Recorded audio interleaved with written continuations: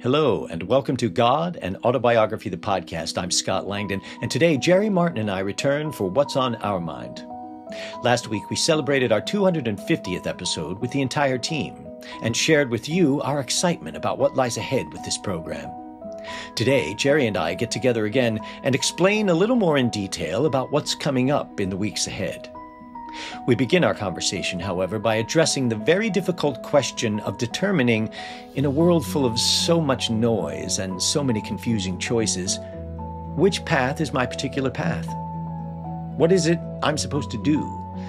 What task, as Abigail would say, has my name on it? Here's what's on our mind. I hope you enjoy the episode.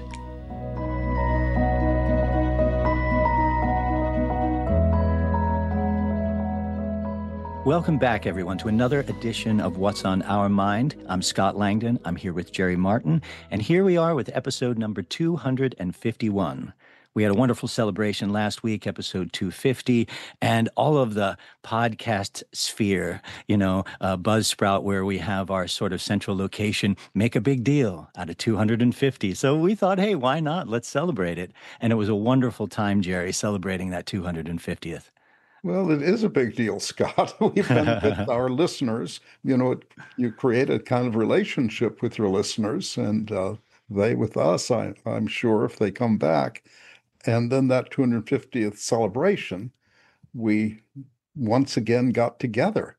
And the whole team, including now Abigail, because she's part of the intimate dialogue, and shared our stories with each other in connection with our work together.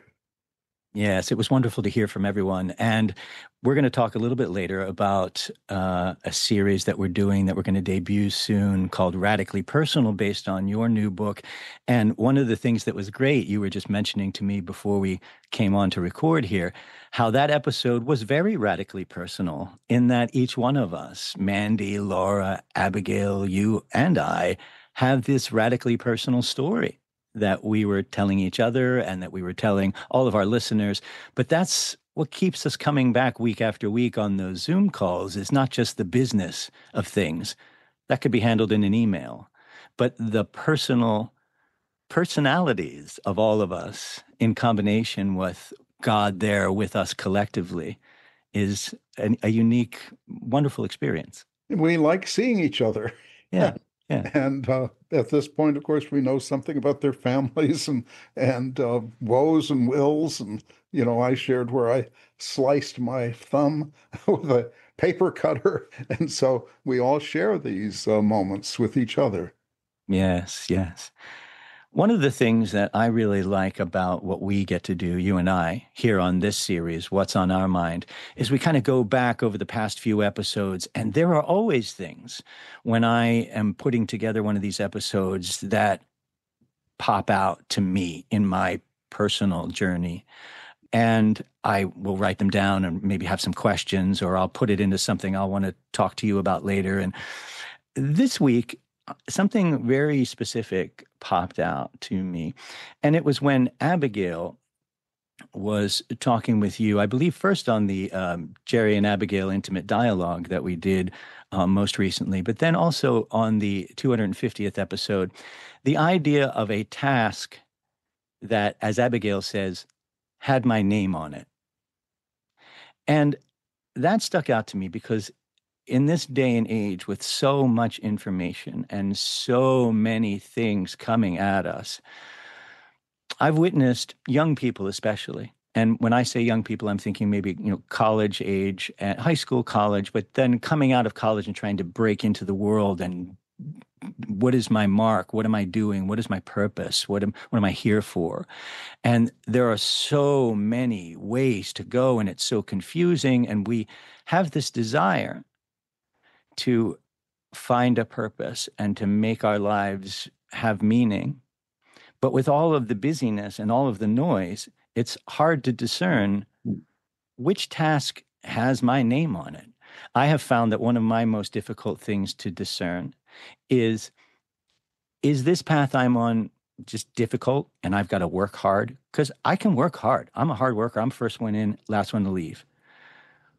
But I also have a real trepidation for, I don't know if it's wasting time, I feel, or not, that I've gone down the wrong path and oh, no, this isn't it. And then I've got to go all the way back and go down the other fork in the road.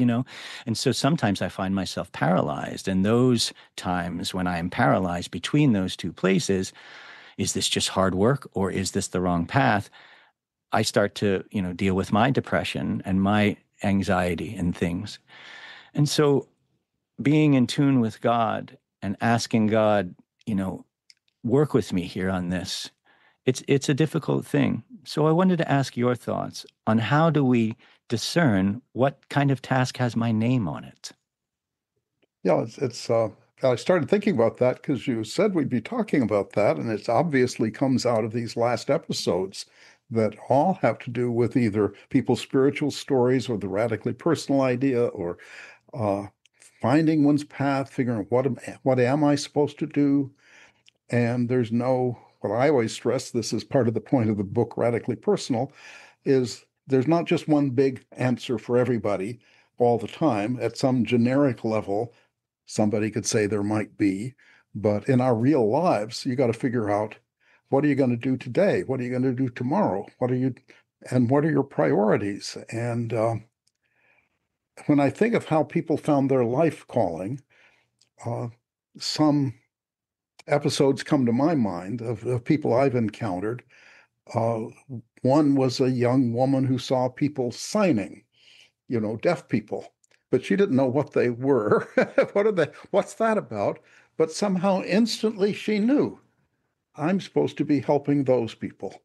And she became a signer or interpreter, whatever you call it, the people who you see up front at a talk where they're putting the language of the speaker into signs. She does that, Mm-hmm. among other things, helpful to that deaf community. Mm-hmm. Uh, so that just came to her. You have to often trust your intuitions. A lot of life is about, hey, this is intuition. I asked a local minister, how did you receive your calling? A minister is supposed to receive a calling, not just decide, oh, I think I'd be good at ministering, or making speeches every Sunday. And I asked, how did yours come to you? And God laid a burden on my heart, was his way of putting it. Sometimes what you should do as well as what you shouldn't do just shows up in the middle of your body. And, and you just feel it one way or another. Yes, I should do this, or whoa, shouldn't do that. Uh, the other particular one, a guy had gotten out of the army. He was very good at being a soldier, but didn't like the army politics. Uh, and so he'd gotten out, but what to do with himself now? And he knew he was good at numbers. And he went to an evening church service, one like Wednesday night prayer service. And the minister said, could I talk to you a little after this? And he does pull him aside. George is his name. And George, there are a number of families in the congregation who are having a lot of trouble managing their money, their finances. Could you help them sort that out? How to think about that, how to organize it? He became a financial advisor.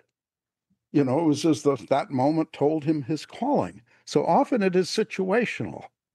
In what I do in daily life is uh, things may come my way, as happened in these stories, but I quiet myself, and we're always talking about this. The importance, get the clutter out of the way, get quiet, one of the things you have to put aside is your willfulness.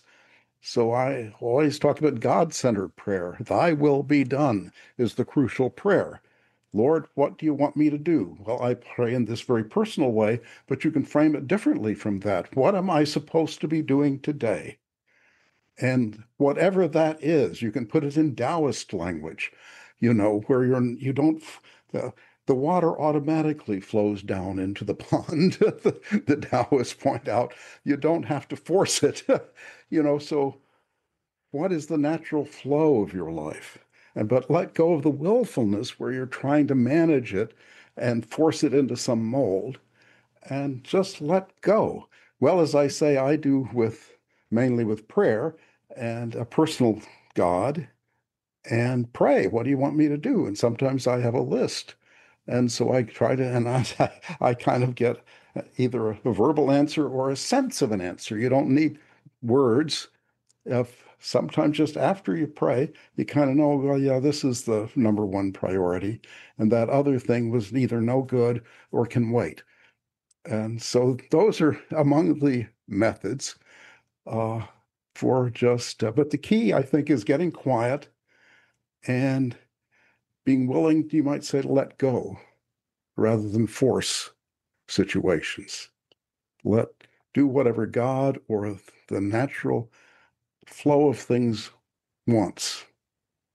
I think it's really interesting in those stories that you mentioned that someone else was involved. So in other words, the soldier, for example, the former soldier who was approached by the minister. And when the minister said, "Can I talk to you for a minute?" the soldier said, "Sure," and then listened to it. So sometimes for me, I am, well, ultimately we can say that the end, it's about this feeling inside that it's inside you, you decide what you're going to do and how you're going to spend your time. And it feels like the thing to do. But that intuition can sometimes, the instrument of that tuition can be someone else, Yes. saying to you, "I think this is something that would look good on you. This task would be something that has your name on it." And sometimes it's no. Somebody asked me if I would write a column for a couple of weeks for this thing. And I thought, that's a really nice idea. And I think I would be really good at it and good for this person who asked me to do it. But it's too much for me right now. So I didn't feel like that was a test, like God was, saying, "Watch this, let me test him and see what he does." At the same time, here comes a thing that was offered by a dear friend, and I thought about it and thought about all the reasons that I might do it versus the ones I didn't. And all the ones that were go ahead and do it had to do with how I felt my friend would feel Hmm. about me if I said yes or no.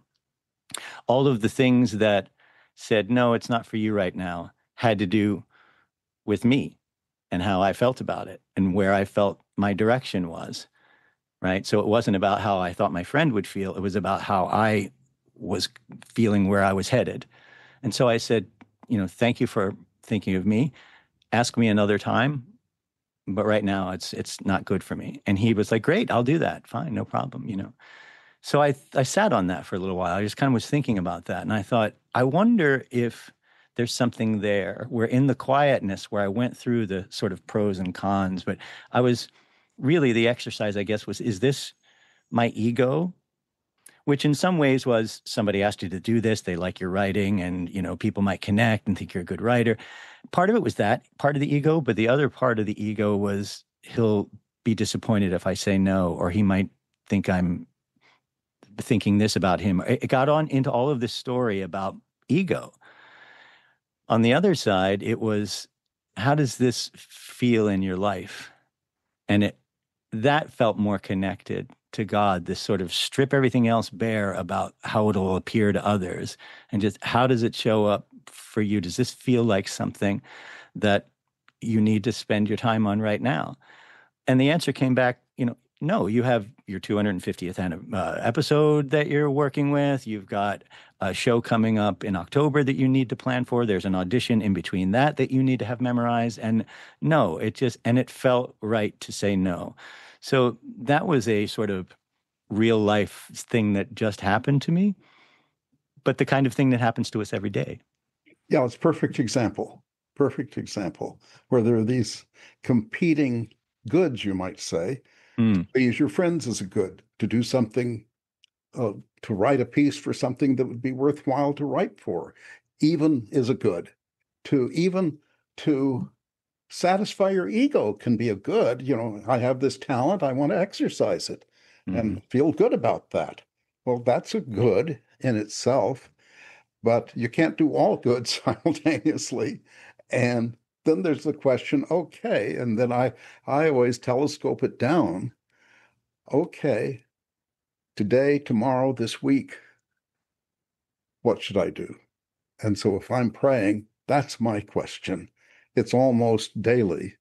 I mean, there are daily tasks after all, and daily questions. Uh, and But that inside thing, the right decision usually gives you a kind of peace of mind or internal harmony. Mm-hmm. If it's ego, it often doesn't, because the ego itself is kind of demanding and unruly and never quite satisfied. Yeah, yeah, The right decision. And one key, I think I read this somewhere, but it has seemed true to me, and maybe you mentioned it at some point, Scott. Um, if a task gives you energy, that's a very good sign because it's using, people talk about the brain, but we're whole organic systems. yes. And something that gives you your whole system, your body, mind, soul, energy is a very good sign. Some people you talk to and you feel energy just draining away. There are certain people who do that to other people. They lack vitality of their own, so they come drain your vitality. So anyway, Mm-hmm. but paying attention to, oh, this activity, when I do this, and it can be an exercise or, anything, hey, my system is flourishing suddenly. And that's a good sign that, I'm told somewhere your body is also the voice of God. So pay attention to that.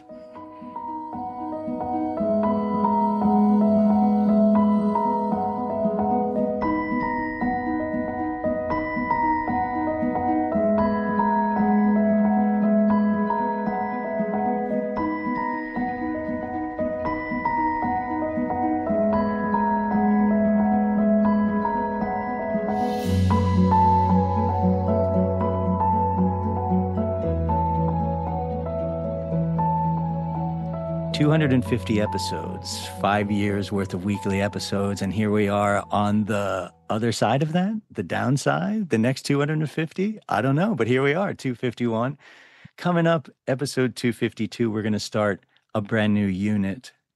Now, being a former teacher, college professor, and you being a former college professor, we kind of talk in terms of units of lessons and things, and it's a vernacular that fit for us. And so that's how we kind of set things up here on the podcast. But a unit consists of 5 series that we're doing, and we're shifting things around a little bit. The bookends of things are going to be the same. From God to Jerry to You, we'll start off a unit, and that's going to be our next episode next week. And then Jerry and Abigail in Intimate Dialogue, that has been such a wonderful series that we've added. That's conversations between you and Abigail. We're going to be continuing that. And then a new series called Radically Personal, based on your book, where you're going to be talking to us. And we'll talk a little bit more about what that is in a second. And then a sort of slight change on what's on your mind. We had folks who were writing into us, which we still welcome. And if that's something that you'd like to do, please drop us an email at questions@godandautobiography.com. We'd love to hear from you always. Please send us some emails. But we're going to be doing something a little bit different. We teased it some earlier in the episodes, but that is, what's your spiritual story? Where you interview someone and talk about this sort of radically personal story that each one of us has. And our first spiritual story in this new wave of units is going to be from Laura Buck, our producer of the show and your longtime assistant. So I'm really excited to hear that and to work with that episode. And finally, to round up a unit will be these episodes, What's on Our Mind, where you and I talk and get a chance to talk about what's on our mind. So I wanted to talk a little bit about these new things that were going to be added. First of all, From God to Jerry to You, what's coming up? Well, basically, the idea there is that I draw from God and Autobiography, but we're not just to repeat one episode or one chapter, but usually looking at some topic. For example, I think the topic we've discussed today of how do you get guidance is scattered all through God and Autobiography. And what I tend to do in these segments is take one topic. I think I did suffering recently, because that, again, is all through and comes up often. And then pull together kind of the implications. What did God tell me at different places? And what are the implications of that? How can we make use of what God told me? The next episode in our series, which would follow From God to Jerry to You, as it has been, is Jerry and Abigail, an intimate dialogue. And as I mentioned, that's been just such a breath of fresh air to have Abigail come in and have the two of you talk about recently things that have happened in your daily life that you've struggled with together and have found how to call on God and how to hear God in the midst of suffering, but also in the midst of just daily life. Yeah, yeah, yeah. That's wonderful. Abigail and I have always had a fascinating breakfast together. We have a late breakfast, a brunch, and it's our morning seminar and catch up with each other personally, and also share what we're reading and thinking about and maybe writing.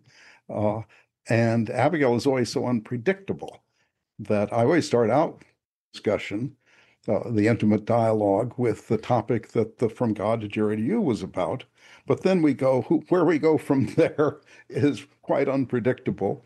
And this last intimate dialogue, I thought was particularly relevant. You've quoted it already here, Scott, of Abigail saying, somebody said, "Why are you in this fight?" "Well, it had my name on it," was her answer. And that's a good summation, a good brief way to talk about, well, okay, why are you doing this? It somehow has your name on it, and in almost a literal way sometimes. The third series in our unit coming up that we're going to put in the regular rotation, at least for a few weeks here, is the Radically Personal. And I'd love for you to talk about that. It's based on your book, Radically Personal. And we're going to have something new that we haven't rolled out before in this. Yeah, the book actually, it obviously grew out of God and Autobiography and those experiences. God walks me through, God says, "Tell my story." And then you think, well, what is God's story? Well, God walks me through the founding text of various world religions. What God's story is, what God was up to with all these different cultures. And a lot of what came out of that was the religions and other wisdom traditions. And that's a lot of God's story. But the kind of final implication of that is that God gave different revelations to different people, showing different sides of God, including the non-personal sides of God. And basically, they fit what each culture kind of had a talent for or particularly needed, or that God needed them to do. And that seemed to go all the way down to the individual. I asked, well, the different cultures allow different aspects of God to manifest. Well, there are many more people who are more diverse than just the handful of great cultures. And we must play that role also. And in fact, God says late in the book, my story is everybody else's story, you might say, combined. I live through these stories. God can't walk in another Abigail sayings, God can't mail a letter. God doesn't walk around the earth doing a bunch of things. But God is right here, you might say, inside us, doing it with us in all of our many adventures. And I guess I'm struck the longer I live with how many different types of people there are and how many different types of value they actualize. The artist does something completely different from the biologist. And we had a lot of, because Abigail broke a hip, and I've had a certain problem too, back trouble, physical therapist coming and going, different ones. And I've been like, these are wonderful people. They're very dedicated, much more than a doctor typically seems to be, where take 2 aspirin, call me in the morning. But they're really intensely trying to figure out, what does Abigail need? What does Jerry need? Move this way, stand this way, and practice that. And I just told one the other day, you're wonderful at this. And it's a complex thing because it's not just knowing the physiology, but dealing with people, the sensitivities of someone who's got a physical problem. And you can't just march them through like a boot camp sergeant. You've got to work with them and listen to them, pay attention to what are their priorities. And And I just told her this must be a real calling. Oh yes, she says every morning she wakes up eager to get to it. That was her calling, and a whole set of values that other people aren't achieving, but she can, and this group of people can. And on the whole, I found them impressive, and those are aspects of the divine. In fact, it turns out she has her own interesting spiritual life. Who would have known just from getting some exercises? But people have rich inner lives as well as outer lives, and the radically personal is to pay attention to that. And one of the bottom lines is that God also is radically personal. God is not a distant, impersonal, abstract entity, but is right here intimately with us as we deal with all of these decisions and challenges of life. I'm excited for these new series to roll out. We're going to get started next week, From God to Jerry to You. So I'm excited to hear what you have to bring, Jerry. Okay. And I'm always excited to come back again for another What's on Our Mind. It was great to see you today. Yeah, good to see you.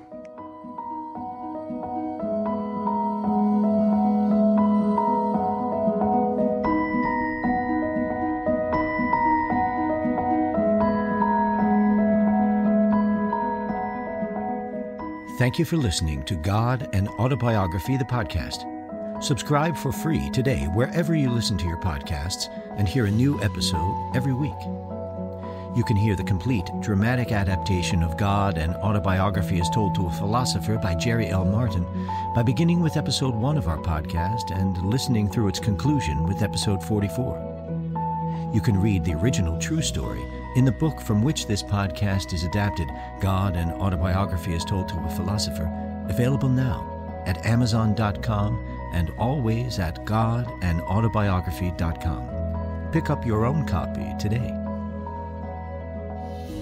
If you have any questions about this or any other episode, please email us at questions@godandautobiography.com and experience the world from God's perspective, as it was told to a philosopher.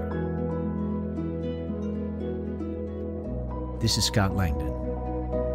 I'll see you next time.